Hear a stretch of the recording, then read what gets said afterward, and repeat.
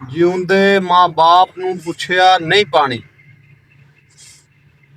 ਜਿਉਂਦੇ ਮਾਂ ਬਾਪ ਨੂੰ ਪੁੱਛਿਆ ਨਹੀਂ ਪਾਣੀ, ਹੁਣ ਕਿਉਂ ਦੁੱਧ ਬਾਹਮਣਾ ਮੂਰੇ ਧਰੀ ਜਾਨਾ।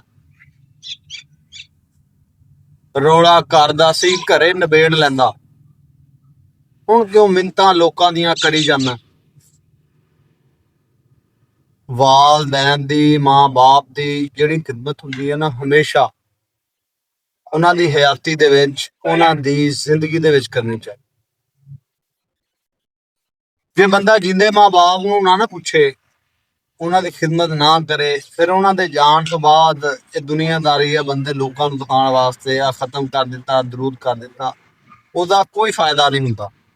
ਫਾਇਦਾ ਤਾਂ ਹਮੇਸ਼ਾ ਉਹਨਾਂ ਦਾ ਜ਼ਿੰਦਗੀ 'ਚ ਹੁੰਦਾ। ਉਹਨਾਂ ਨੂੰ ਜਿਹੜੀ ਚੀਜ਼ ਦੀ ਜ਼ਰੂਰਤ ਆ ਉਹ ਦਿਓ, ਉਹ ਕਾਬਲੇ ਕਬੂਲ, ਠੀਕ ਆ।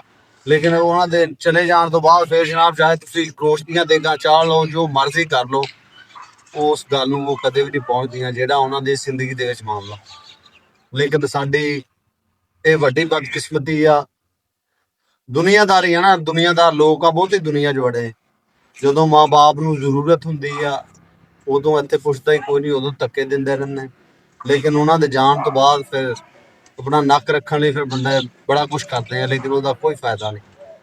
ਜ਼ਿੰਦਗੀ ਦੇ ਵਿੱਚ ਕਰੀਦਾ ਹੁੰਦਾ ਜੋ ਵੀ ਕਰੀਦਾ ਹੁੰਦਾ, ਫਿਰ ਹੀ ਉਹਦਾ ਅਜਰ ਮਿਲਦਾ। ਫਿਰ ਮਾਮਲਾਤ ਘਰ ਦੇ ਵਿੱਚ ਬਣ ਜਾਂਦੇ ਆ, ਭੈਣ ਭਰਾਵਾਂ 'ਚ, ਰਿਸ਼ਤੇਦਾਰਾਂ ਦੇ ਵਿੱਚ। ਅਗਰ ਉਹ ਬਹਿ ਕੇ ਘਰ ਦੇ ਵਿੱਚ ਅੱਛੇ ਤਰੀਕੇ ਨਾਲ ਮੁੱਕ ਜਾਣਾ ਤਾਂ ਉਹ ਮੁਕਾ ਲੈਣੇ ਚਾਹੀਦੇ।